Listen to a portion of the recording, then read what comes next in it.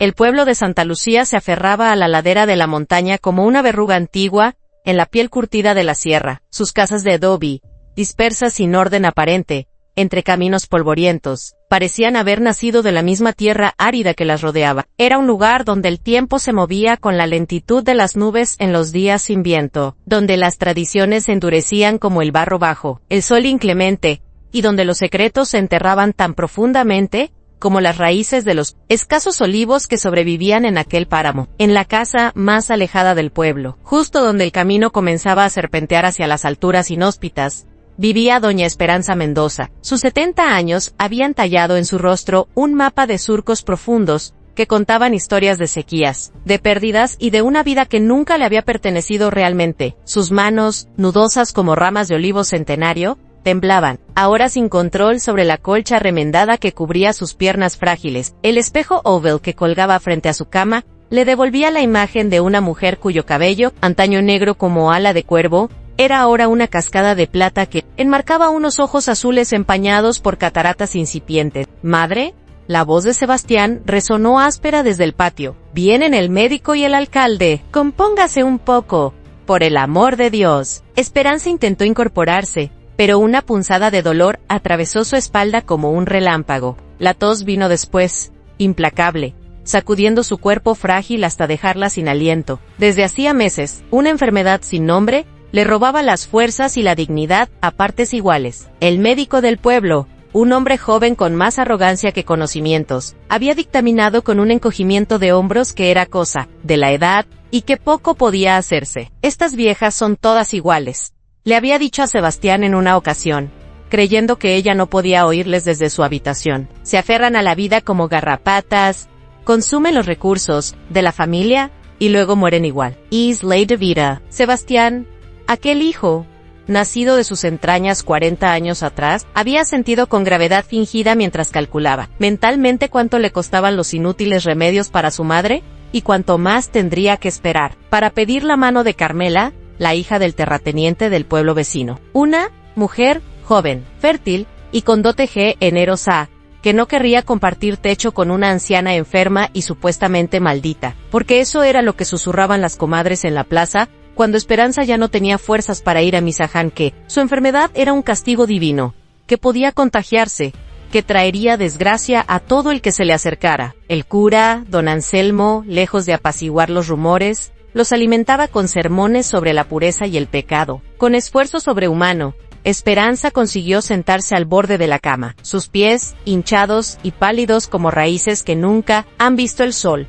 Buscaron a tientas las zapatillas de fieltro gastado. El suelo de tierra pisonada estaba frío como una lápida bajo sus plantas. Un escalofrío recorrió su cuerpo encorvado, mientras se envolvía en el chal negro, que había pertenecido a su propia madre. «Madre». La impaciencia de Sebastián era un látigo invisible. Afuera, el cielo de la tarde tenía ese color cobrizo que antecede a las tormentas secas, esas que traen viento y promesas de lluvia, pero nunca agua. Era como la vida misma de Esperanza, una perpetua espera de algo que nunca llegaba. La puerta se abrió con brusquedad y entraron 3 hombres San Sebastián, con su rostro afilado y sus ojos siempre calculadores. El doctor Valverde, cargando su maletín negro, como quien porta un símbolo más que una herramienta, y don Esteban, el alcalde, un hombre corpulento cuyo poder en el pueblo se medía por la anchura de su cinturón y el tamaño de sus tierras. Doña Esperanza, saludó el alcalde sin acercarse demasiado, como si temiera que la enfermedad pudiera saltar sobre él,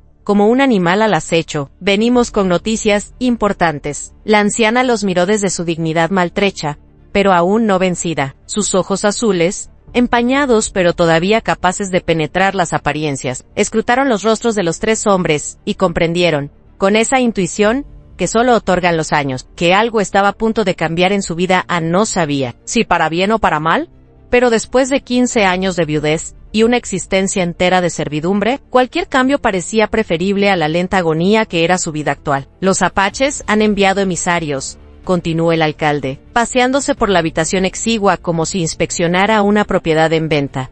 «Quieren firmar un tratado de paz». Esperanza asintió levemente. Los apaches, aquellos a quienes el pueblo temía y demonizaba en partes iguales, habían mantenido una tensa coexistencia con Santa Lucía durante generaciones. Ocasionales enfrentamientos por agua, o tierras de pastoreo, salpicaban una historia de recelo mutuo. Piden una mujer del pueblo, intervino el doctor, examinándola con ojos clínicos, para que cuide de sus ancianos enfermos. Una especie de intercambio cultural, podríamos decir. Una sonrisa fugaz cruzó el rostro de Sebastián, una expresión que Esperanza reconoció de inmediato. Era la misma que había mostrado cuando vendió las joyas de la abuela para comprar más tierras, cuando sacrificó al viejo perro que ya no servía para cazar, cuando calculaba el beneficio de cada transacción, sin considerar el coste humano. He pensado en ti, madre, dijo Sebastián con falsa solicitud. Tú que siempre has cuidado de los demás, que conoces remedios que ni el propio doctor entiende. Serías perfecta para esta misión. Las palabras flotaron en el aire viciado, de la habitación como moscas, alrededor de una carroña. Esperanza comprendió entonces, con claridad cristalina,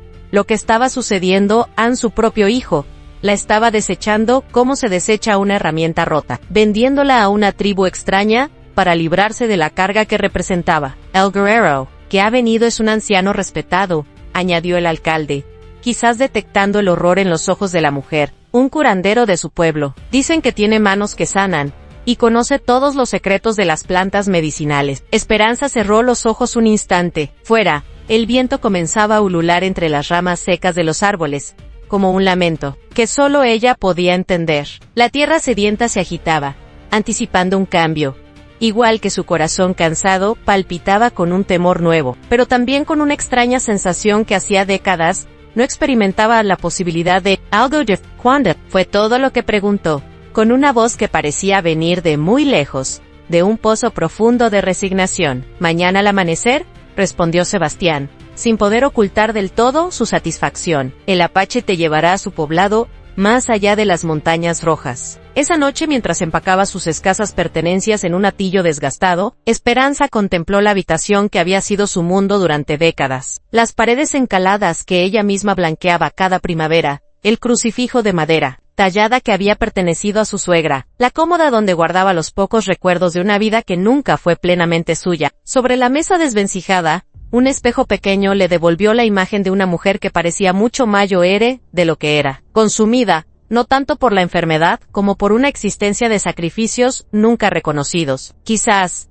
murmuró para sí, mientras sus dedos acariciaban un viejo camafeo, que contenía un mechón de cabello de su hermana perdida. Sea mejor morir entre extraños que vivir como una extraña entre los propios, y en esa paradoja encontró un extraño consuelo mientras la noche avanzaba, inexorable como el destino que la guardaba al otro lado de las montañas. El amanecer llegó con una luz tímida, que apenas conseguía atravesar la neblina que envolvía. Santa Luz, Esperanza, vestida con su único vestido negro, remendado tantas veces, que los parches formaban un mosaico irregular sobre la tela desgastada. Esperaba en el portal de la casa con su atillo de pertenencias. El cabello blanco, recogido en un moño austero, dejaba al descubierto un rostro pálido pero sereno, como si hubiera aceptado su destino con una dignidad que nadie esperaba.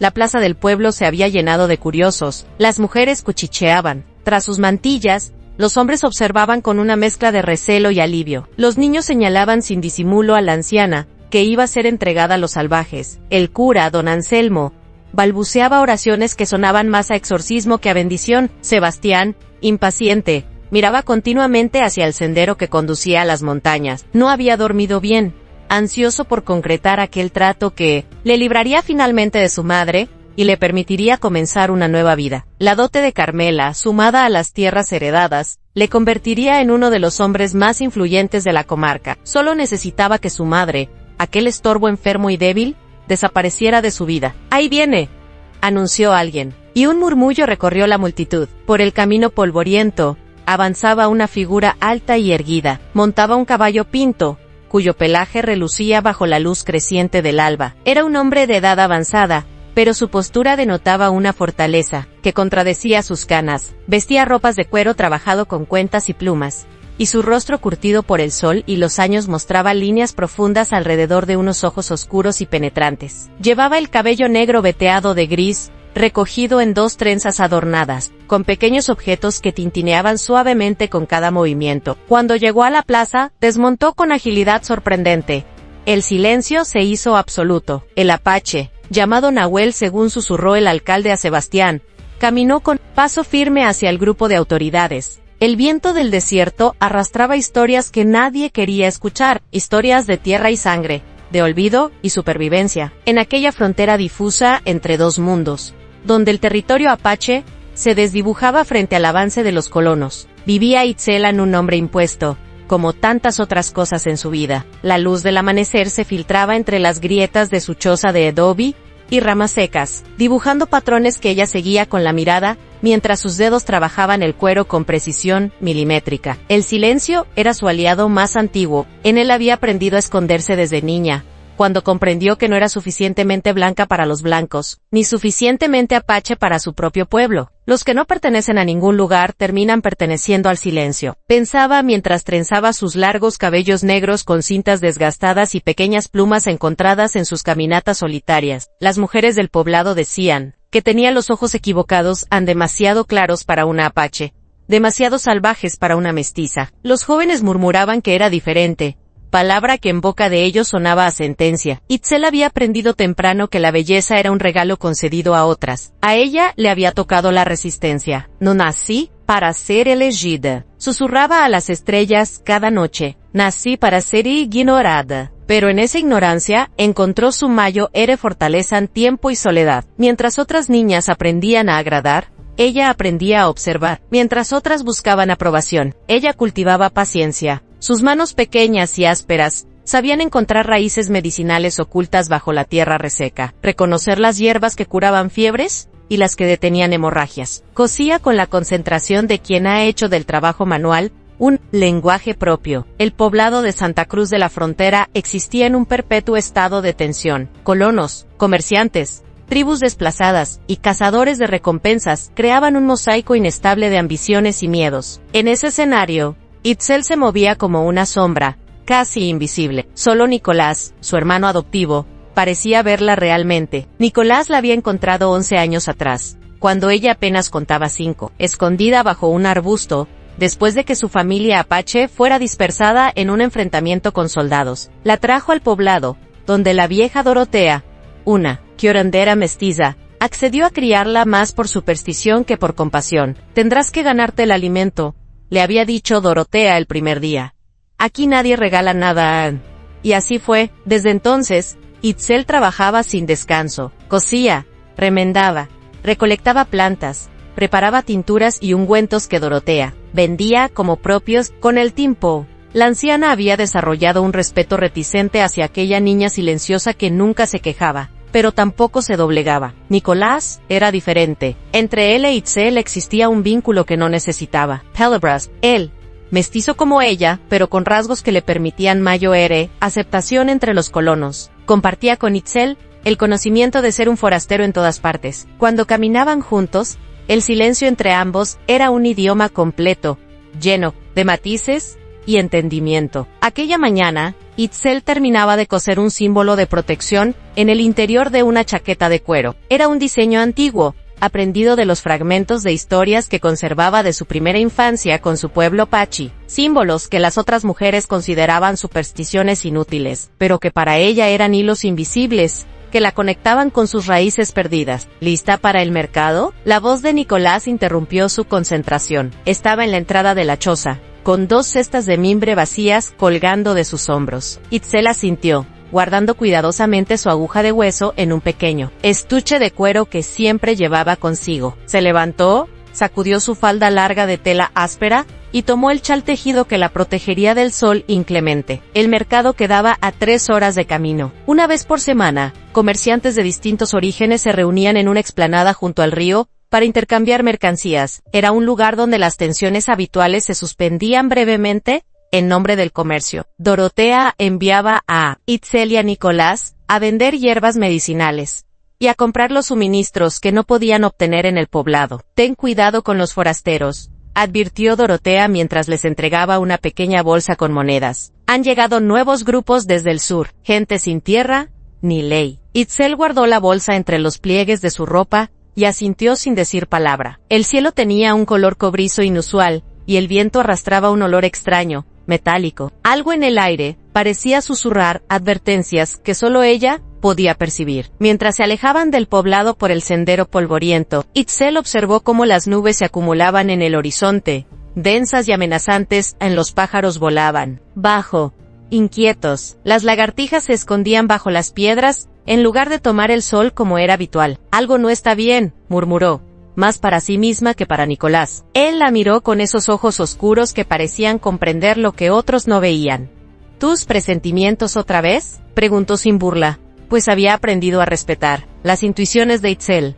Ella asintió, apretando inconscientemente el cuchillo pequeño, que siempre llevaba oculto entre sus ropas. Un regalo de Nicolás, en su 14º cumpleaños, para que nunca estés indefensa, le había dicho entonces. El camino se estrechaba entre matorrales espinosos y piedras sueltas. A lo lejos, las montañas rojas parecían arder bajo el sol. De la mañana, Itzel sentía el peso del presagio en cada paso, como si la tierra misma intentara advertirle que aquel día, su vida cambiaría para siempre. Lo que no sabía era que, antes del anochecer, el nombre que le habían impuesto se desvanecería como humo, y de las cenizas de lo que había sido, surgiría una mujer nueva, una mujer que por primera vez, elegiría su propio destino. El mercado de la frontera era un laberinto de colores y sonidos, donde las lenguas se mezclaban como hilos en un telar. Comerciantes de pieles y especias, vendedores de baratijas, curanderos y charlatanes compartían el espacio bajo un sol que parecía observarlos con ojo severo. Itzel y Nicolás recorrían los puestos con la cautela de quienes saben que no pertenecen del todo a ningún sitio. Las hierbas medicinales que habían traído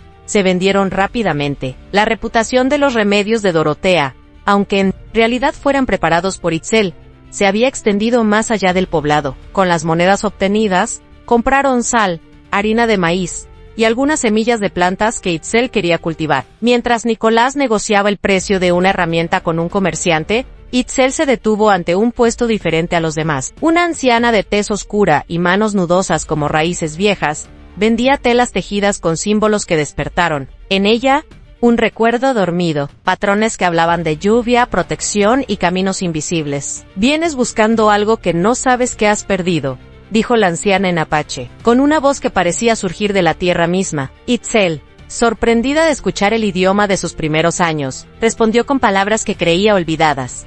«¿Cómo puedo buscar lo que no recuerdo?». La anciana sonrió, revelando encías casi sin dientes. «Tu sangre recuerda lo que tu mente olvidó». Con gestos rituales, la mujer tomó las manos de Itzel y las giró para examinar las palmas. Sus ojos, nublados por la edad pero penetrantes, escrutaron cada línea, cada callosa marca de trabajo. «Manos que curan, manos que crean», murmuró, «pero aún no han encontrado su verdadero propósito». De un pequeño fardo extrajo una tira de tela bordada con símbolos antiguos. La colocó en las manos de Itzel, para cuando llegue el momento de elegir quién eres realmente. Itzel quiso pagarle, pero la anciana negó con un gesto. Cuando iba a insistir, la voz de Nicolás la sobresaltó. «Debemos irnos.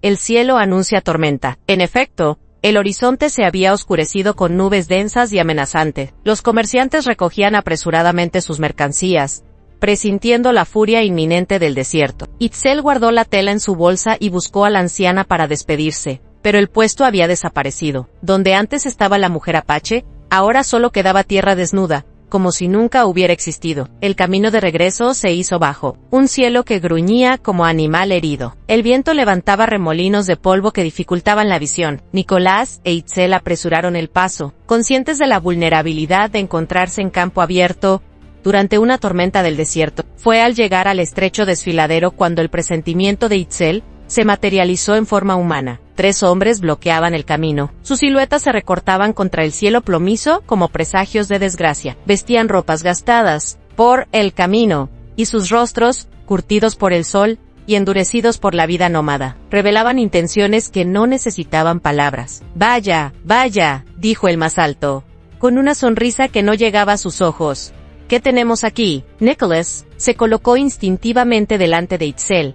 «Solo somos viajeros regresando a nuestro poblado, no llevamos nada de valor». El segundo hombre, de complexión robusta y cicatriz en la mejilla, escupió al suelo. «Todos dicen lo mismo», vacíen sus bolsas. Itzel sentía el corazón latiendo contra sus costillas, como un pájaro enjaulado. Su mano buscó el cuchillo oculto entre sus ropas, pero sabía que de poco serviría contra 3 hombres armados. «Tomen el dinero y déjenos pasar», ofreció Nicolás, extendiendo la pequeña bolsa de monedas. El tercer hombre, el más joven, pero de mirada más fría, se acercó, y arrebató la bolsa. ¿Eso es todo?, preguntó, vaciando las escasas monedas en su palma con desprecio. Es todo lo que tenemos, respondió Nicolás, manteniendo la calma. El primer hombre fijó su mirada en Itzel, quien sostuvo el escrutinio sin parpadear. Algo en aquella muchacha de ojos claros y postura orgullosa pareció irritarlo profundamente. La mestiza tiene agallas, dijo, acercándose con paso lento. Me gustan las que no bajan la mirada. Nicolás tensó el cuerpo, preparándose para lo inevitable. No la toques. Lo que sucedió después quedó grabado en la memoria de Itzel como una secuencia de imágenes fragmentadas, intensas y brutales como relámpagos. El primer golpe derribó a Nicolás. El segundo lo dejó inmóvil sobre la tierra rojiza. No estaba muerto, pero la sangre manaba de su frente donde había impactado contra una roca. Itzel gritó. No por ayuda, sabía que nadie vendría, sino por rabia, una rabia primordial que surgía de cada célula de su cuerpo, de cada recuerdo, de humillación, de cada instante en que había tenido que agachar la cabeza para sobrevivir. Los hombres rieron, subestimando la furia que crecía en aquel cuerpo pequeño y fibroso. Cuando el de la cicatriz intentó sujetarla por los brazos, Itzel reaccionó con la velocidad de una serpiente del desierto. Su cuchillo encontró carne, no para matar sino para herir, para marcar un límite que no debía ser cruzado. El hombre retrocedió, sorprendido más que herido, con un corte superficial en el antebrazo. Sus ojos pasaron de la burla a la ira.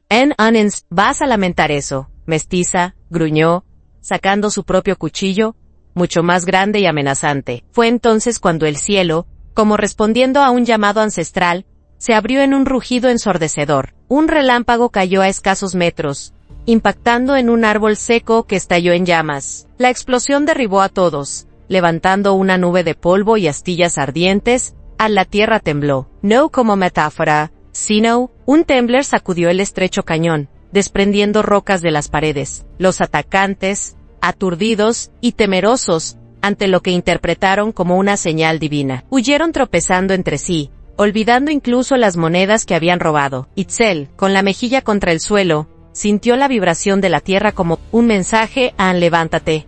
Este es tu momento. A través de la cortina de polvo y ceniza, vio a Nicolás inmóvil, pero respirando. Gateó hasta él y comprobó que la herida, aunque aparatosa, no era mortal, con una fuerza que no sabía que poseía. Logró incorporar a su hermano adoptivo, y comenzó a arrastrarlo hacia un refugio natural formado por dos grandes rocas. La tormenta arreciaba, pero el espacio entre las piedras ofrecía protección. Allí, mientras limpiaba la herida de Nicolás con agua de su cantimplora, y aplicaba hierbas medicinales que siempre llevaba consigo, Itzel experimentó un cambio profundo. No fue súbito como un relámpago, sino gradual como la erosión que modela las montañas. Cada gesto de cuidado, cada decisión tomada, en esos momentos críticos, tallaba en ella una nueva identidad. Ya no soy la que otros decidieron que fuera, pensó, mientras vendaba la frente de su hermano, con la tira de tela bordada que le había dado la misteriosa anciana. A partir de hoy, me defino por mis propias acciones. Nicolás abrió los ojos lentamente, desorientado. ¿Qué pasó?, murmuró, intentando incorporarse. Descansa, respondió ella con una voz que sonaba diferente, más profunda, más segura. La tormenta aún no ha terminado, pero estamos a salvo. Él la miró con extrañeza, como si percibiera el cambio en ella. Tus ojos, dijo, frunciendo el ceño, parecen diferentes. Itzel sonrió levemente. No son mis ojos los que han cambiado, hermano, soy yo. Afuera, la tormenta comenzaba a amainar. El cielo, antes negro como obsidiana, se abría en grietas de luz cobriza. Entre las nubes que se dispersaban, un cóndor solitario planeaba en círculos, como buscando algo o a alguien. En el refugio de piedra, mientras el viento silbaba historias antiguas, Itzel comprendió que aquel día no marcaba un final, sino el comienzo de un camino que la llevaría a descubrir quién era realmente, más allá de los nombres impuestos y las identidades prestadas. Lo que no podía imaginar era que, a kilómetros de distancia, en las montañas sagradas de su pueblo, un hombre llamado Nakawe, guardián de las tradiciones antiguas, se había despertado sobresaltado de un sueño profético. En su vision, una mujer emergía de la tormenta con un nuevo nombre grabado en su alma: Citlali, la que nació de las estrellas. El regreso a Santa Cruz de la Frontera fue un camino de silencios. Itzel sostenía a Nicolás, quien avanzaba con pasos inseguros. El cielo, lavado por la tormenta, lucía un azul imposible, casi doloroso en su perfección. Las montañas lejanas, parecían más cercanas, como si la lluvia hubiera borrado distancias, además de polvo. La noticia de lo ocurrido se esparció por el poblado con la velocidad del viento. Miradas curiosas, murmullos apenas disimulados y gestos de asombro recibieron a los hermanos cuando cruzaron la plaza central. La imagen de la mestiza silenciosa cargando a Nicolás herido contradecía todo lo que el pueblo creía saber de ella. Dorotea salió a su encuentro, el rostro surcado por nuevas arrugas de preocupación. «Virgen Santa», exclamó, ayudando a llevar a Nicolás hasta su catre. «¿Qué desgracia ha caído sobre ustedes?». Mientras la anciana examinaba la herida de Nicolás, Itzel relató lo sucedido con palabras medidas, sin dramatismo. Omitió la aparición de la misteriosa mujer apache en el mercado, y la extraña conexión que había sentido con la tierra durante la tormenta. Algunas verdades, intuía, no estaban destinadas a ser compartidas. Podrían haberlos matado, sentenció Dorotea, aplicando un ungüento de hierbas sobre la frente de Nicolás. Son tiempos peligrosos para andar por los caminos. Esa noche, mientras Nicolás descansaba bajo los efectos de una infusión sedante, Itzel permaneció sentada junto al fuego, observando las llamas danzar como si contuvieran mensajes cifrados. Sus manos, habitualmente ocupadas en alguna labor, descansaban quietas sobre su regazo. Las horas pasaron, y el poblado se sumió en el silencio nocturno, apenas interrumpido por el canto lejano de los coyotes. Fue entonces cuando Itzel tomó una decisión que había estado gestándose en su interior desde siempre. Aunque solo ahora se manifestaba con claridad meridiana, debía buscar sus raíces, encontrar respuestas a las preguntas que la habían acompañado toda su vida. Al amanecer, preparó un pequeño fardo con lo esencial en su cuchillo, hierbas medicinales, un cuenco de madera tallada, un trozo de pedernal para hacer fuego, y la misteriosa tira de tela bordada. Se acercó al lecho de Nicolás, quien dormía profundamente, y dejó junto a él una pequeña bolsa de cuero con semillas de una planta curativa, casi imposible de encontrar, que había estado guardando durante meses. «Volveré cuando me haya encontrado», susurró, besando la frente de su hermano. Dejó también una carta para Dorotea, escrita laboriosamente durante la noche. No contenía explicaciones extensas, ni promesas vacías, solo gratitud sincera por los años de techo y enseñanzas. El sol apenas despuntaba cuando Itzel abandonó el poblado, dirigiéndose hacia las montañas sagradas, que los apache llamaban morada de los espíritus. No sabía exactamente qué buscaba ni a quién encontraría, pero una certeza ardía en su pecho. Su destino no estaba en Santa Cruz de la Frontera. El primer día de camino transcurrió sin incidentes. El Palisade cambiaba gradualmente. La tierra árida y los matorrales espinosos daban paso a una vegetación más abundante conforme ascendía por las laderas. El aire se volvía más fresco y limpio, cargado de aromas de pino y hierbas silvestres. Al anochecer, Itzel encontró refugio en una pequeña cueva natural. Mientras encendía un modesto fuego, tuvo la inconfundible sensación de estar siendo no era un sentimiento amenazante, sino más bien una presencia vigilante, casi protectora. «Sé que estás ahí», dijo en voz alta, en el apache fragmentado que recordaba de su infancia. «No vengo a hacer daño, busco respuestas». La silueta emergió de entre las sombras con la fluidez de agua entre piedras. Era un hombre mayoere, de rostro tallado por el tiempo y los elementos, con ojos que parecían contener toda la sabiduría y todo el dolor del mundo. Vestía ropas tradicionales apache adornadas con símbolos que Itzel reconoció instintivamente en protección, visión, camino. «Te esperaba, hija de dos sangres», dijo el hombre en perfecto apache. «Mi nombre es Nacawean. Las estrellas me hablaron de tu llegada». Itzel se quedó inmóvil, dividida entre la sorpresa y una extraña sensación de reconocimiento, como si parte de ella hubiera estado esperando este encuentro toda su vida. «¿Cómo supiste que vendría?», preguntó. Incapaz de ocultar su asombro, Nakawe se sentó frente al fuego con movimientos mesurados. La luz de las llamas dibujaba sombras danzantes en su rostro antiguo. «La tormenta que enfrentaste no fue ordinaria», respondió. Sus palabras medidas como piedras preciosas fue un llamado. «Anda». El anciano guardián observó a Itzel con atención, como evaluando algo invisible para ojos comunes. «Llevas la marca de los que están entre mundos», continuó. «Ni de aquí ni de allá, pero con el poder de caminar en ambos lados. Los antiguos llamaban a los como tú, puenchis vivienchis». Itzel sintió que algo se desataba en su interior, como un nudo que finalmente se deshace después de años de tensión. Toda mi vida me han hecho sentir que no pertenezco a ningún lugar, confesó, las palabras fluyendo desde un lugar profundo, que ser mestiza es ser menos que los demás. Nakagüe asintió, sus ojos reflejando comprensión. Los que temen lo diferente construyen muros, dijo, los sabios construyen puentes. Durante horas, conversaron junto al fuego. Nakagüe habló de las antiguas tradiciones apache, de la conexión sagrada con la tierra, de las enseñanzas que los jóvenes estaban olvidando en tiempos de cambio y conflicto. Itzel escuchaba con avidez,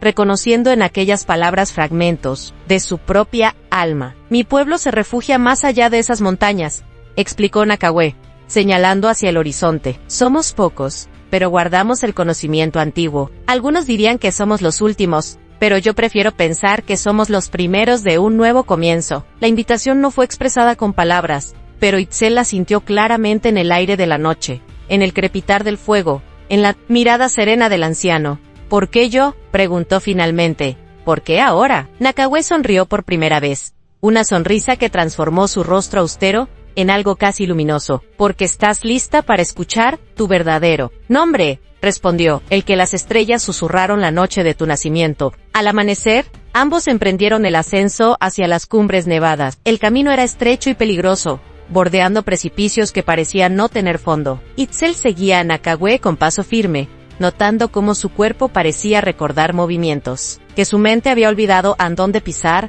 cómo mantener el equilibrio, cómo leer los signos del cielo y de la tierra. Tu sangre recuerda, dijo Nakagüe, como si hubiera leído sus pensamientos. El cuerpo guarda memorias más antiguas que la mente. A medida que ascendían, Itzel sentía cambios sutiles en sí misma. Su respiración se volvía más profunda. Sus sentidos se agudizaban, percibiendo detalles que antes pasaban desapercibidos. El vuelo de un insecto, el rastro casi imperceptible de un animal salvaje, el susurro del viento entre las rocas contando historias milenarias. Al tercer día de camino, cruzaron un paso estrecho entre dos picos imponentes. El aire era tan puro que dolía respirarlo. Más allá, un valle escondido se extendía como un secreto bien guardado, en un oasis de vida en medio de la aspereza montañosa. Bienvenida a la morada de los espíritus, dijo Nakagüe, deteniéndose para que Itzel absorbiera la visión. El último refugio de los que aún escuchan a la tierra. En el centro del valle, un pequeño asentamiento de viviendas tradicionales apache se disponía en círculo alrededor de un espacio central. Humo de fogatas ascendía en columnas rectas hacia el cielo despejado. Niños jugaban persiguiéndose. Entrez, sir, mientras mujeres y hombres realizaban sus tareas cotidianas con movimientos que parecían parte de una danza antigua. ¿Estoy soñando?, murmuró Itzel, sobrecogida por la escena, tan distinta a todo lo que había conocido. No, Citlali, respondió Nakagüe, pronunciando por primera vez el nombre que había visto en su visión. Por fin estás despertando. Y así, bajo el cielo inmenso de las montañas sagradas, Itzel dio el primer paso hacia su nuevo destino, un paso que la alejaba de la niña invisible que había sido, y la acercaba a la mujer que estaba destinada a ser Citlali, la que nació de las estrellas. Comenzaba su verdadero camino hacia casa. Los primeros días en la aldea apache fueron un despertar de sentidos para Citlali. Cada amanecer traía consigo una nueva comprensión, cada atardecer una revelación silenciosa. El tiempo transcurría de manera diferente en aquel valle escondido entre montañas. No se medía en horas o días, sino en ciclos naturales, en movimientos del sol y la luna, en el florecimiento de ciertas plantas y la migración de los animales. La gente de la aldea la recibió con una mezcla de curiosidad y respeto distante. La llegada de una mestiza, anunciada por Nakagüe como alguien importante,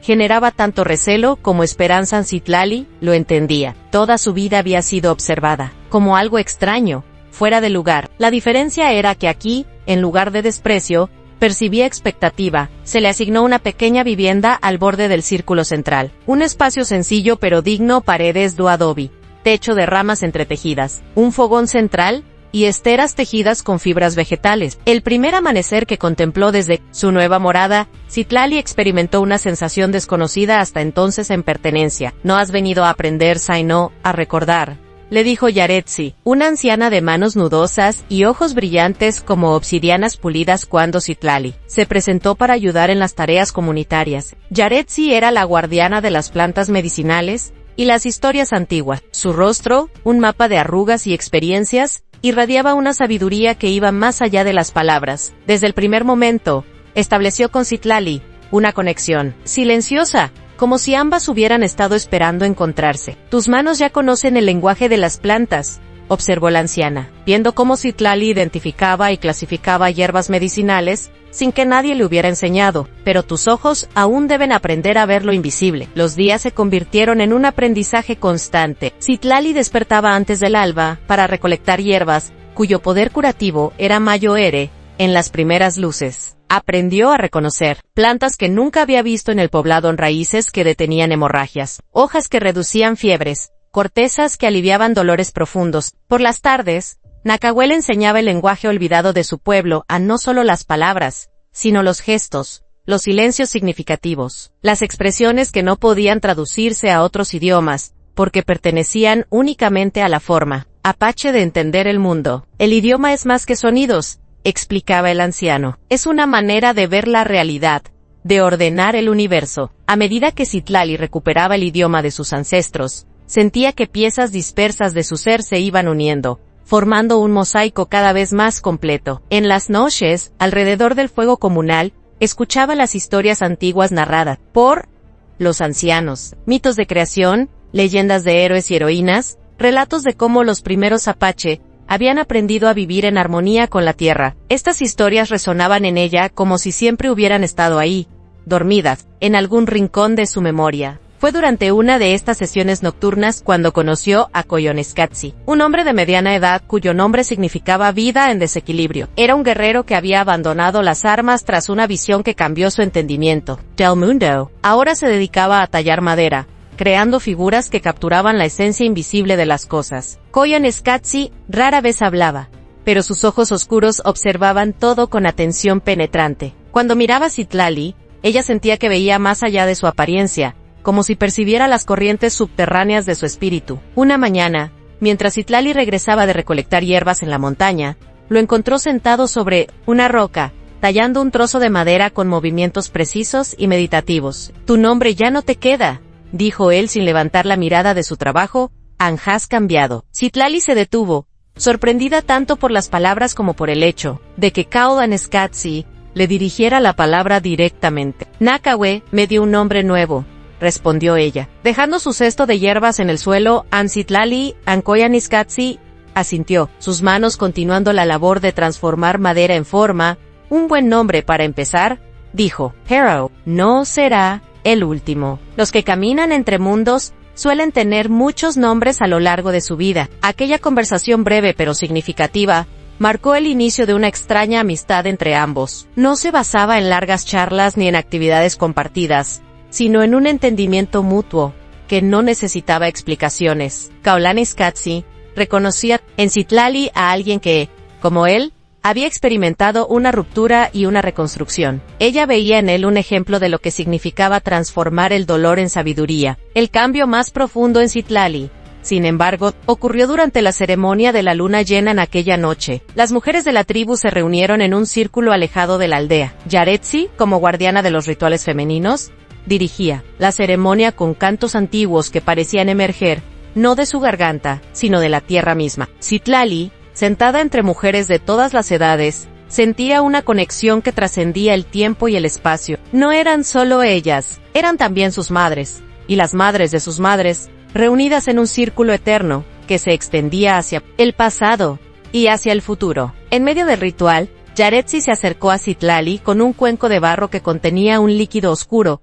«Bebe, hija de dos sangres», dijo la anciana, «es tiempo de que veas con los ojos del espíritu». Sir, bibia. El sabor era amargo y dulce a la vez, como la vida misma. Durante unos instantes, nada ocurrió. Luego, gradualmente, el mundo comenzó a transformarse ante sus ojos. Las mujeres a su alrededor parecían emanar luz propia, cada una con un color diferente que revelaba su esencia más íntima. El cielo nocturno se volvió más profundo. Las estrellas pulsaban como corazones lejanos, y entonces las vio en figuras translúcidas que se movían entre los árboles, entidades que no pertenecían completamente al mundo material, pero que formaban parte indisoluble de él. Espíritus ancestrales guardianes invisibles, presencias que siempre habían estado ahí, pero que sus ojos no podían percibir. Entre las figuras, una se destacaba con luz propia, una mujer de rostro sereno y ojos que contenían galaxias enteras. Se acercó a Citlali y colocó sus manos etéreas sobre su cabeza. «Hija mía»,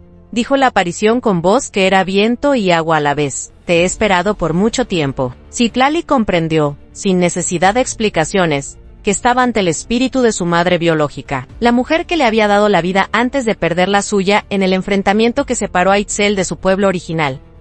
«¿Por qué me abandonaste?», preguntó Citlali, las lágrimas corriendo por sus mejillas, como ríos plateados bajo la luz de la luna. «Nunca te he abandonado», respondió la figura. «He caminado a tu lado cada día de tu vida aunque no pudieras verme». La vision se extendió durante horas que parecieron minutos. Citlali viajó a través del tiempo y el espacio, viendo fragmentos de su propio pasado, escenas de la vida de sus ancestros, imágenes de un futuro que aún no se había manifestado, que su camino entre dos mundos no era una maldición, sino un don, que su dolor y su lucha habían sido preparación para algo más grande que ella misma. Cuando la visión terminó, y Citlali regresó a la conciencia ordinaria, ya no era la misma. Algo fundamental había cambiado en su interior, como si piezas dispersas de un rompecabezas finalmente hubieran encontrado su lugar correcto. A las mujeres de la tribu la miraban ahora con un nuevo respeto. Incluso aquellas que habían sido más recelosas, reconocían que algo extraordinario había ocurrido. «Has visto más allá del velo», dijo Yaretsi,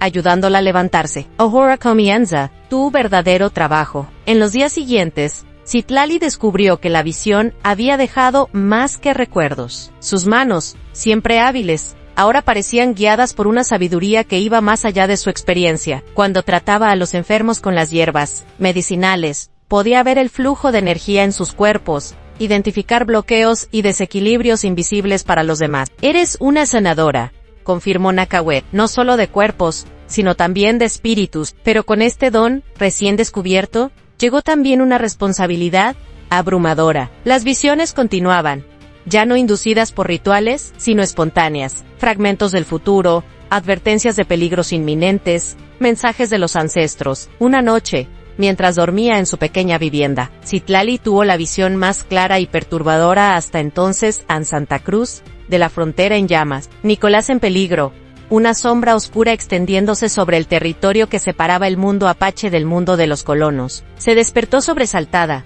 el corazón latiendo como un tambor de guerra. Supo con certeza meridiana que su tiempo de aprendizaje en la aldea apache estaba llegando a su fin. El camino que había comenzado al cruzar las montañas ahora la llevaba de vuelta, no como la niña invisible que había sido, sino como la mujer en la que se estaba convirtiendo. Lo que no sabía era que este regreso marcaría el inicio de la prueba más difícil de todas en reconciliar los dos mundos que habitaban en su interior, y al hacerlo, tender un puente para que otros pudieran cruzar. La decisión de partir se asentó en el corazón de Citlali, como una semilla que germina en tierra fértil, inevitable, necesaria, parte de un ciclo mayo ere que ella misma. Cuando comunicó su intención a Nakawé, el anciano asintió como quien recibe la confirmación de algo que ya sabía. «El círculo comienza a cerrarse», dijo, sus ojos fijos en el horizonte montañoso. «Lo que aprendiste aquí debe ahora sembrarse allá». La noticia de su partida generó reacciones diversas en la aldea. Algunos la miraban con tristeza, otros con un nuevo respeto. En pocas lunas, aquella mujer de dos sangres había pasado de ser una extraña a convertirse en parte esencial de la comunidad. La noche anterior a su partida, la tribu organizó una ceremonia de despedida alrededor del fuego central. Uno, no. Los miembros de la comunidad se acercaron a Citlali con pequeños obsequios cargados de significado en una pluma de águila, para la visión clara. Semillas de plantas medicinales imposibles de encontrar en tierras bajas. Un collar de piedras de río pulidas por generaciones de manos. Yaretsi le entregó un pequeño fardo envuelto en piel de ciervo. «Para cuando la oscuridad parezca impenetrable», dijo la anciana, presionando el paquete contra las manos de Citlali. «Contiene la luz que te guiará de regreso a tu esencia, cuando los caminos se confundan». Golan Skatsi fue el último en acercarse. En sus manos llevaba una figura tallada en madera de cedro, en una mujer con los brazos extendidos, como abarcando dos mundos diferentes. El rostro de la figura, de una simplicidad elegante, transmitía serenidad y fuerza a la vez. «Para que nunca olvides quién eres ahora», dijo, entregándole la talla con un gesto solemne. Citlali recibió cada presente con la gratitud de quien comprende que llevaba con ella no solo objetos, sino fragmentos del espíritu de su pueblo recién encontrado. Cuando llegó el turno de Nakawe, el anciano no le ofreció ningún objeto material. Ensu Luger posó sus manos sobre la cabeza de Citlali y habló con voz que parecía emerger de las profundidades de la tierra. Te entrego lo único que permanece cuando todo lo demás se desvanece, a la memoria de nuestro pueblo, la sabiduría de los antiguos, la visión de los que vendrán. Lleva nuestras historias a donde otros puedan escucharlas. Sé el puente que muchos necesitan cruzar. Al amanecer siguiente, Citlali inició el descenso por las montañas. Llevaba ropas tradicionales, apache mezcladas con elementos de su vida anterior a Nun, símbolo visible de su nueva identidad como mujer de dos mundos. Su cabello, ahora trenzado con cuentas simbólicas, enmarcaba un rostro que había ganado en definición y carácter. Sus ojos, antes siempre bajos, ahora miraban al horizonte con determinación tranquila. El camino de regreso fue diferente al de ida, no solo porque Citlali conocía mejor la ruta, sino porque ella misma percibía el mundo de manera distinta. Donde antes veía solo piedras y matorrales, ahora distinguía plantas medicinales, señales del clima, rastros de animales. El paisaje aparentemente hostil le hablaba ahora en un lenguaje íntimo, revelando secretos invisibles para ojos no iniciados. Al tercer día de viaje, mientras atravesaba un estrecho cañón, Citlali sintió una presencia que la seguía. Number era amenazante, sino más bien vigilante. Esa noche, mientras acampaba bajo un saliente rocoso, descubrió que su intuición era correcta.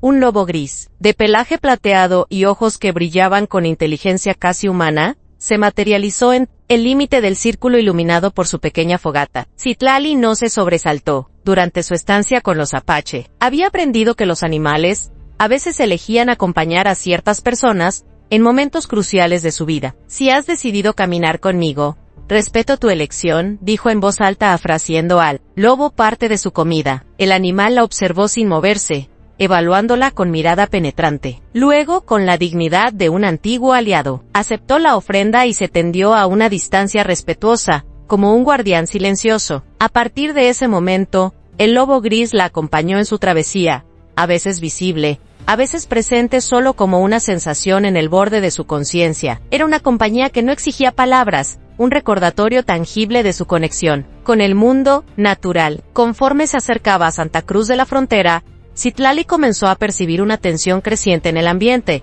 El viento transportaba olor a humo y miedo. Los pájaros volaban en patrones erráticos. Incluso el lobo parecía más alerta, sus orejas constantemente en movimiento, captando sonidos imperceptibles para oídos humanos. La tarde del séptimo día, desde lo alto de una colina, Citlali contempló por fin el poblado. La visión confirmó. Sus peores temores en columnas de humo se elevaban desde varios puntos. Aún a esa distancia, podía distinguir figuras que se movían apresuradamente, como hormigas en un hormiguero alterado. Han atacado el pueblo, murmuró, sintiendo como su corazón se aceleraba a Nicolás. Impulsada por un sentido de urgencia, Citlali apresuró el paso, descendiendo por la ladera con la seguridad de quien conoce cada piedra del camino. El lobo la seguía como una sombra plateada, adaptándose perfectamente a su ritmo. A medida que se acercaba, los detalles se volvían más claros y perturbadores. No había sido un ataque reciente, sino algo más insidioso, una enfermedad. Pudo ver tiendas de aislamiento levantadas en las afueras, figuras que se movían con la lentitud de la extenuación, rostros marcados por el miedo y la incertidumbre. La entrada al poblado estaba vigilada por hombres armados, que miraban con desconfianza a cualquier forastero. Citlali se detuvo a cierta distancia, evaluando la situación. El lobo se había desvanecido entre la vegetación, como si comprendiera que su presencia solo complicaría las cosas. Uno de los guardias la divisó y levantó su rifle en señal de advertencia. ¡Alto ahí!, gritó. El pueblo está en cuarentena. Nadie entra ni sale. Citlali avanzó lentamente, con las manos visibles y el rostro sereno. Mi nombre es Citlali, dijo con voz clara y firme. Busco a mi hermano Nicolás y a Dorotea, la curandera. El guardia entrecerró los ojos, examinándola con recelo. Algo en su expresión cambió gradualmente, como si intentara reconciliar lo que veía con un recuerdo impreciso. ¿Itzel?, preguntó finalmente, bajando ligeramente el arma. ¿Eres tú? Era Rodrigo, uno de los jóvenes del pueblo que siempre la había tratado con indiferencia, bordeando el desprecio. Ahora la miraba como si contemplara un espejismo. Solía llevar ese nombre, respondió ella, sosteniendo su mirada sin vacilación.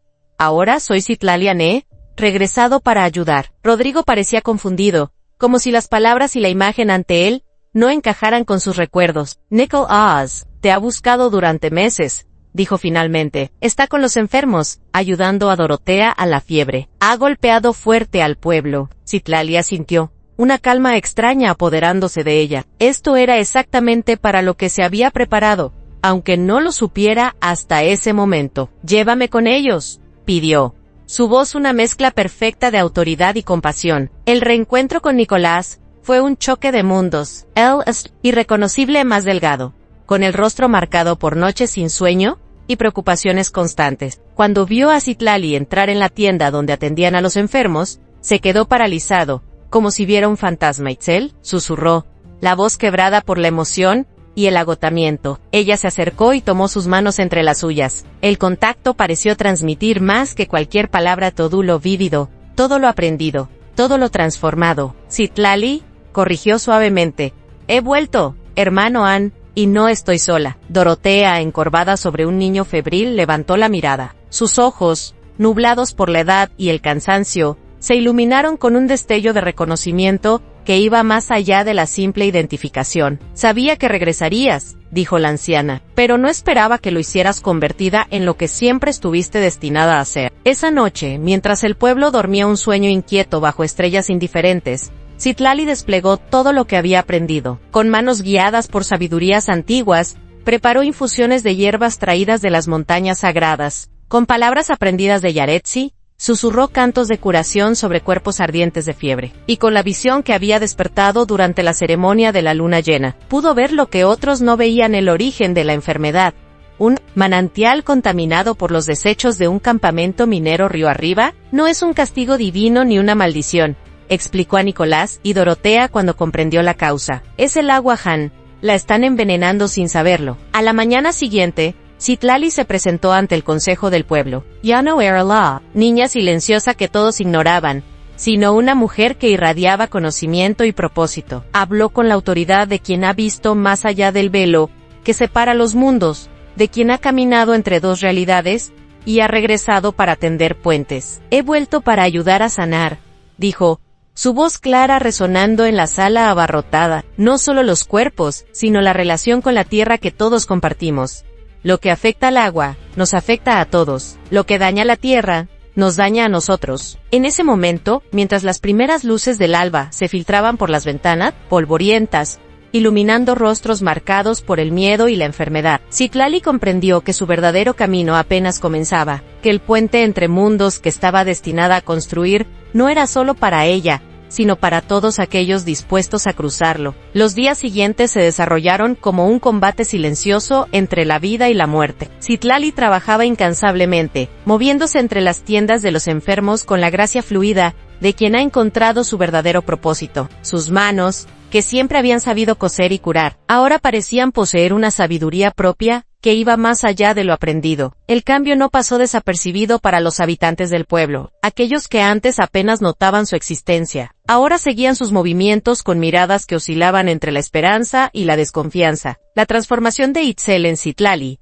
no era solo de nombre. Su presencia misma había adquirido una cualidad que inspiraba respeto y, en algunos casos, temor. Es como si hubiera regresado siendo otra persona, murmuró la esposa del alcalde, mientras observaba a Citlali preparar una infusión compleja con hierbas desconocidas. Viste como india, habla como india, pero hay algo en sus ojos, algo que no es de aquí ni de allá. Esta percepción dividía al pueblo en dos facciones: los que veían en Citlali una esperanza enviada en el momento más oscuro, y los que recelaban de su nueva identidad, considerándola una traición a las costumbres del poblado. Entre los primeros estaban los enfermos y sus familias, que experimentaban directamente el poder curativo de sus remedios. Entre los segundos, se encontraba el padre Mendoza, el sacerdote local, quien veía en las prácticas de Citlali un retorno a lo que él llamaba supersticiones paganas. Lo que necesitamos son oraciones y la gracia de Dios, no pociones de bruja, declaró durante su sermón dominical, lanzando miradas acusatorias hacia Nicolás,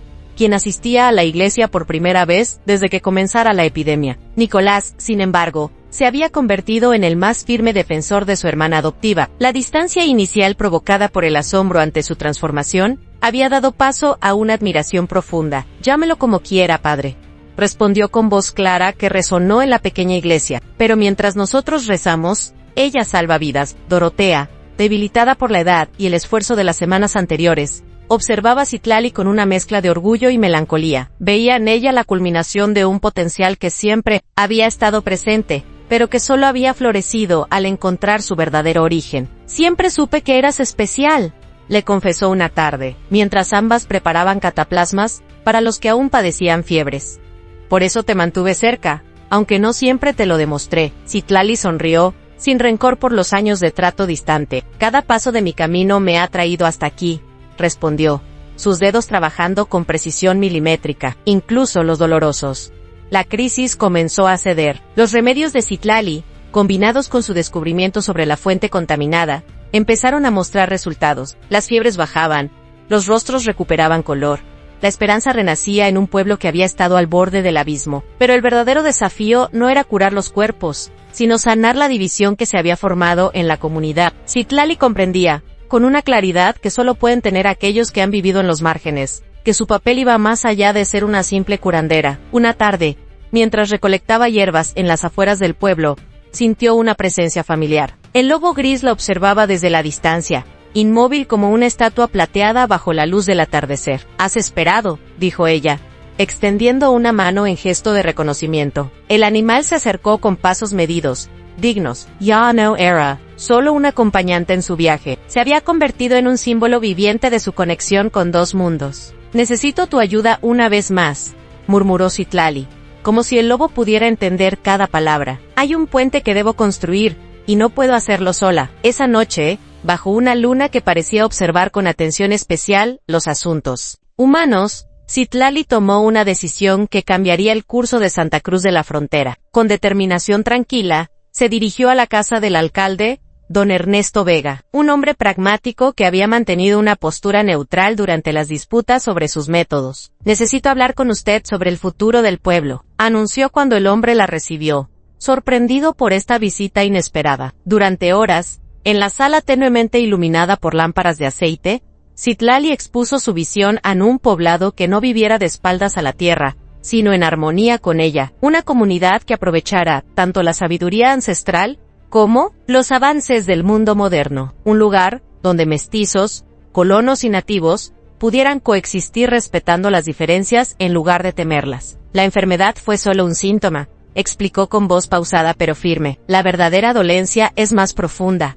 Hemos olvidado que dependemos unos de otros, que dependemos de la tierra que compartimos». Don Ernesto, un hombre que había visto demasiado en sus 60 años de vida como para sorprenderse fácilmente, escuchaba con atención creciente. En aquella mujer que todos habían ignorado, veía ahora una claridad de propósito que el pueblo necesitaba desesperadamente. «Hablas con sabiduría, Citlali», dijo finalmente, pronunciando su nuevo nombre con respeto. «Pero cambiar el corazón de las personas es más difícil que curar sus cuerpos». Ella asintió, consciente del desafío. «Por eso propongo algo concreto, algo que todos puedan ver y tocar», respondió. «Un centro de curación y aprendizaje, donde los conocimientos de ambos mundos se encuentren. Un lugar neutral, ni completamente apache, ni completamente colonial. Un puente». La propuesta era audaz, especialmente viniendo de alguien que hasta hace poco era considerada invisible, pero la epidemia había sacudido los cimientos del pueblo, dejando grietas por donde nuevas ideas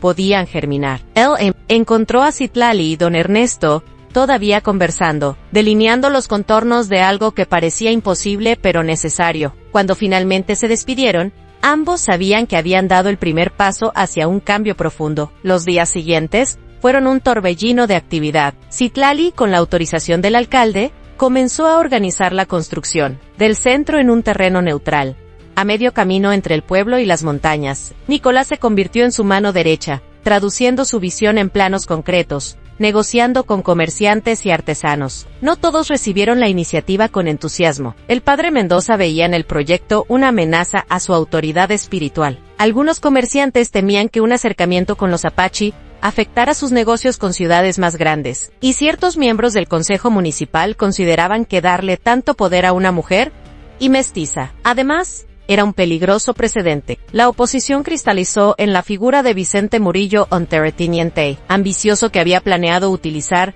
precisamente ese terreno para expandir sus operaciones mineras. Esa tierra me pertenece por derecho, declaró en una acalorada reunión del Consejo. Tengo los papeles que lo prueban. Citlali, presente en la reunión por invitación de don Ernesto, respondió con una serenidad que contrastaba con la agitación general. Los papeles son recientes, pero la tierra es antigua. No pertenece a nadie. Nosotros pertenecemos a ella. Sus palabras, simples, pero cargadas de una verdad que resonaba más allá de las leyes escritas, dejaron a la sala en un silencio reflexivo. Incluso Murillo, acostumbrado a imponerse por la fuerza de su riqueza e influencia, pareció momentáneamente sin argumentos, pero los intereses en juego eran demasiado grandes. Esa misma noche, mientras Citlali regresaba a la pequeña cabaña que compartía con Dorotea y Nicolás, dos hombres la interceptaron en un callejón oscuro. Eran trabajadores de Murillo, enviados con instrucciones claras, a asustarla lo suficiente para que abandonara sus planes. Lo que no esperaban era la transformación que Citlali había experimentado. Ya no era la joven tímida y temerosa que cualquiera podía intimidar. Con movimientos fluidos aprendidos durante su estancia con los Apache, esquivó el primer ataque. Con la fuerza nacida de meses caminando por montañas y valles, resistió el segundo. Y cuando parecía que la superarían por pura fuerza bruta, una sombra plateada surgió de la oscuridad. El lobo gris, silencioso como la muerte misma, se interpuso entre ella y sus atacantes, con un gruñido que parecía emerger de las profundidades. De la tiara, los hombres huyeron, llevando consigo historias de magia y brujería, que solo sirvieron para aumentar el aura de misterio que rodeaba a Citlali. A la mañana siguiente, mientras el sol naciente bañaba el pueblo con luz ambarina, Citlali se presentó ante el Consejo Municipal con una propuesta definitiva. En el centro de curación se construiría, no como una iniciativa personal, sino como un proyecto comunitario. Cada familia aportaría lo que pudieran: trabajo, materiales, conocimientos. Lo que construyamos no será mío ni de ustedes, declaró, su voz clara resonando en la sala. Será de todos, como el aire que respiramos y el agua que bebemos. Y así, bajo un cielo que parecía observar, con aprobación, comenzó la construcción del puente entre dos mundos. Piedra a piedra, palabra a palabra, Citlali tejía una nueva historia para Santa Cruz de la Frontera. Una historia donde ser diferente no significaba ser menos, donde la diversidad no era amenaza sino fortaleza. Mientras las paredes del centro se elevaban bajo el sol implacable del desierto, algo más crecía en el corazón del pueblo: la comprensión de que los límites que separan a las personas son, muchas veces, tan ilusorios como las líneas dibujadas en los mapas. Las estaciones cambiaron, el calor implacable del verano cedió ante la serenidad dorada del otoño. Las lluvias tardías humedecieron la tierra reseca, y donde antes solo crecían matorrales espinosos, ahora brotaban flores silvestres de colores imposibles. El centro de curación, como lo llamaban los colonos, o Casa de los Dos Caminos, como lo nombraron los Apache, se alzaba completo en la tierra que nadie había reclamado. Antes, no era una construcción imponente, según los estándares de las grandes ciudades, pero poseía una armonía que impresionaba a quien lo contemplaba. A muros de adobe, mezclado con técnicas tradicionales Apache, ventanas orientadas para captar la luz sanadora del amanecer, un techo abierto en el centro que permitía a las estrellas ser testigos de lo que ocurría bajo su vigilancia eterna. La visión de Citlali se había materializado. El centro no era solo un lugar de curación física, sino un espacio donde las divisiones comenzaban a disolverse, donde el conocimiento fluía en ambas direcciones. Cada mañana llegaban personas de diversa procedencia en colonos, en busca de remedios que la medicina convencional no podía proporcionar, Apache que lentamente regresaban a tierras que consideraban perdidas, viajeros que habían escuchado historias sobre una mujer mestiza que hablaba con los lobos y curaba enfermedades con plantas olvidadas. Vicente Murillo había intensificado su oposición, pero con cada pequeña victoria del centro su influencia, el pueblo, que alguna vez temió su poder económico, ahora veía alternativas. Las minas que contaminaban el agua contrastaban con los cultivos sostenibles que Citlali había introducido. La enfermedad que había diezmado la población servía como recordatorio constante de lo que ocurría cuando se ignoraba el equilibrio natural. La transformación final llegó con el regreso de Coyonescatzi, una mañana de invierno. Mientras Citlali recogía hierbas en las colinas cercanas, divisó una figura familiar avanzando por el camino desde las montañas. No venía solo. Detrás de él, un pequeño grupo de apache cargaba bultos con sus pertenencias con los primeros de su pueblo, que se atrevían a establecerse nuevamente en las tierras bajas. El reencuentro fue sobrio, sin grandes demostraciones, pero cargado de un entendimiento profundo que no necesitaba palabras. Koyaanisqatsi observó el centro con sus ojos oscuros e insondables. «Has construido algo verdadero», dijo finalmente. Su voz grave, como el rumor de piedras en un río profundo. «Lohim, construido entre todos», corrigió ella. «Yo solo planté la semilla». Koyaanisqatsi asintió, reconociendo la humildad auténtica en sus palabras. Luego, con gestos medidos, extrajo de su bolsa una pequeña escultura tallada en madera a dos manos entrelazadas, una clara, otra oscura, sosteniendo juntas una semilla germinando. «Nakawé te envía esto», dijo, entregándole la talla. «Dice que has cumplido la primera parte de tu destino, pero que el camino aún se extiende ante ti». Citlali tomó la escultura, sintiendo su peso simbólico más que el físico. Comprendió que la aprobación de Nakawé significaba la bendición de todo su pueblo, un reconocimiento de que su labor como puente era válida y necesaria. Aun con la llegada de Koyaanisqatsi y los otros apache, el centro adquirió una nueva dimensión. Ya no era solo un lugar de curación, sino un verdadero punto de encuentro entre culturas. Las técnicas de talla en madera se intercambiaban por métodos de construcción colonial. Cantos antiguos se mezclaban con oraciones cristianas, en ceremonias que honraban lo mejor de ambas tradiciones. Incluso el padre Mendoza, inicialmente tan receloso, comenzó a visitar el centro, primero con pretextos relacionados con la salud de sus feligreses, luego con genuino interés por comprender una espiritualidad diferente a la suya. Entre Citlali y Koyaanisqatsi se desarrolló una relación especial, basada no en la pasión explosiva que otros buscaban, sino en un entendimiento silencioso y profundo. Compartían largas caminatas al amanecer, observando juntos cómo la luz transformaba el paisaje. En las noches, sentados frente al fuego comunal, intercambiaban historias con palabras medidas, valorando tanto lo dicho como lo callado. No era un amor convencional según las normas de ninguna de las dos culturas, pero era auténtico y nutriente como la tierra misma. Se convirtieron en compañeros de vida, sin necesidad de proclamarlo, en aliados en la construcción de algo que trascendería sus propias existencias. Los años pasaron con la paciencia de las montañas que observaban desde la distancia. El poblado de Santa Cruz de la Frontera se transformó gradualmente. Ya no era solo un asentamiento colonial ni un territorio apache, sino algo nuevo.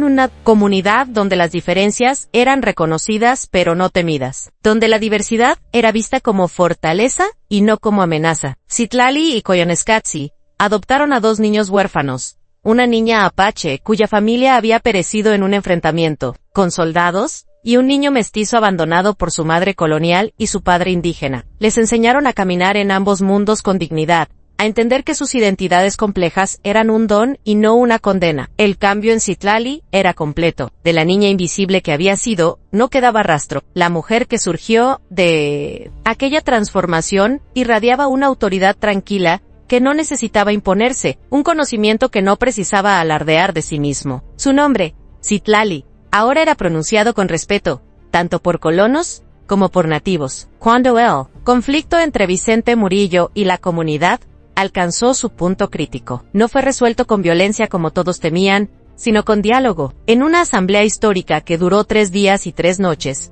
Citlali logró que todas las partes reconocieran que la tierra no podía ser propiedad exclusiva de nadie, que su uso debía beneficiar a todos, sin destruir el delicado equilibrio. Natural fue su momento de mayor triunfo, no por haber derrotado a un enemigo, sino por haber transformado la confrontación en entendimiento. 25 años después, una joven de unos 20 años, permanecía sentada en la cima de una colina que dominaba el valle donde Santa Cruz de la Frontera se había transformado en 2 caminos.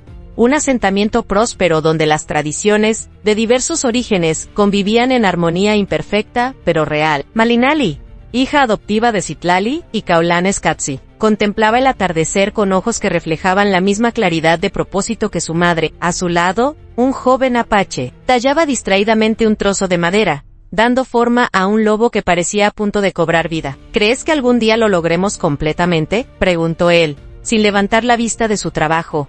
¿La verdadera armonía? Malinali sonrió, una sonrisa que había heredado de Citlali, no por sangre sino por elección. Mi madre siempre dice que no se trata de alcanzar un destino perfecto, sino de caminar en la dirección correcta, respondió. Cada puente que construimos, por pequeño que sea, permite que alguien cruce. Abajo, en el centro del pueblo, el edificio que alguna vez fuera el revolucionario centro de curación, se había expandido hasta convertirse en una verdadera escuela de sabidurías compartidas. Colonos y nativos, mestizos y extranjeros, todos, encontraban allí un espacio donde sus conocimientos eran valorados y sus diferencias celebradas. En la sala principal, presidiendo el Consejo de Ancianos, Citlali, ahora con el cabello plateado y el rostro marcado por líneas que hablaban de sonrisas y preocupaciones apartes, iguales, escuchaba con atención las propuestas para expandir la influencia del centro a otras comunidades fronterizas. A su lado, Koyan Skatsi, envejecido pero aún fuerte como un árbol antiguo, mantenía su presencia silenciosa y sólida. Sus manos, que durante décadas habían tallado historias en madera, ahora descansaban tranquilas sobre una figura que representaba su obra más importante, la comunidad de Dos Caminos. Y en las colinas circundantes, como un eco de tiempos que ya eran leyenda, se decía que un lobo gris, imposiblemente viejo o quizás descendiente del original, seguía vigilando, símbolo viviente de una mujer que había tenido el valor de cruzar fronteras y, al hacerlo, enseñar a otros que los límites más infranqueables son aquellos que construimos en nuestras mentes. La historia de Citlali, la que una vez fue llamada Itzel, la niña invisible convertida en puente entre mundos, se contaba ahora en ambos lados de la frontera, no como un cuento de hadas, sino como un recordatorio de que la transformación verdadera siempre comienza en el interior y se expande hacia afuera, cambiando primero a la persona y, a través de ella, al mundo que la rodea. Malinali se puso de pie, extendiendo una mano hacia su compañero. «Es hora de regresar», dijo, sus ojos fijos en el horizonte donde el sol se despedía, en un estallido de colores imposibles. «Mamá siempre dice que cada atardecer es un recordatorio. A lo que parece un final, es solo un cambio de luz. Una invitación a ver el mundo con ojos nuevos cuando regrese el amanecer». Mientras descendían por el sendero hacia el pueblo, las primeras estrellas comenzaban a brillar en el cielo, como testigos eternos de historias que se entrelazaban a través del tiempo, historias de dolor y sanación, de pérdida y reencuentro, de fronteras cruzadas y puentes construidos con las manos imperfectas, pero esperanzadas, de quienes se atreven a soñar con un mundo donde ser diferente no significa estar solo. Y allí, bajo el mismo cielo que había presenciado su transformación, el legado de Citlali continuaba floreciendo, recordando a todos que las cicatrices no son el final de una historia, sino el punto donde una nueva historia elige comenzar.